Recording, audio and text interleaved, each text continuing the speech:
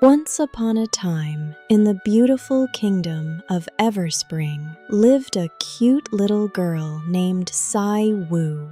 Si-Woo had big, sparkling eyes and a smile that was as warm as the morning sun. But the most special thing about her was her mind. She loved to read big books, ask wonderful questions, and build amazing things out of wood, paper, and string. While other children were busy playing tag, Si-Woo was busy inventing water wheels for the ducks and tiny umbrellas for the butterflies. The kingdom of Everspring was happy during the day, but at night a big problem covered the land. The nights were perfectly dark. There was no moon, and the thick clouds hid the stars. The children in the villages were afraid of the dark and could not sleep. The young king was very worried. He was a kind king, and he wanted his people to feel safe. The king sent out messengers with a grand announcement. The king is looking for a way to bring light to our dark nights. Whoever can solve this problem with wisdom and creativity shall be crowned the queen to rule by the king's side forever. Many wise men and wizards traveled to the castle. First came the tall wizard. "I will climb the mountain and catch a star," he shouted.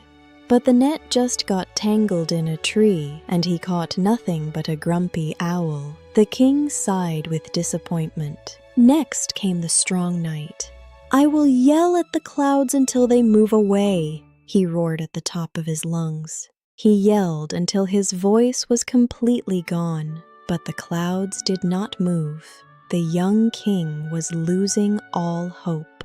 Just then, the castle guards announced a new visitor. Through the doors walked little Si-Woo carrying a small basket.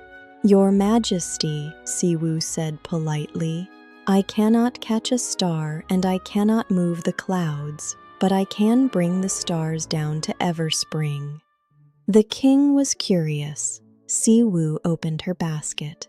Inside, she had thin bamboo wood, colorful paper, and small candles. With her clever hands, Si-Woo began to work. She bent the bamboo into the shape of a beautiful star. Then she carefully glued the colorful paper over the wooden frame, smoothing it out with care. Finally, she placed a tiny candle securely inside her creation.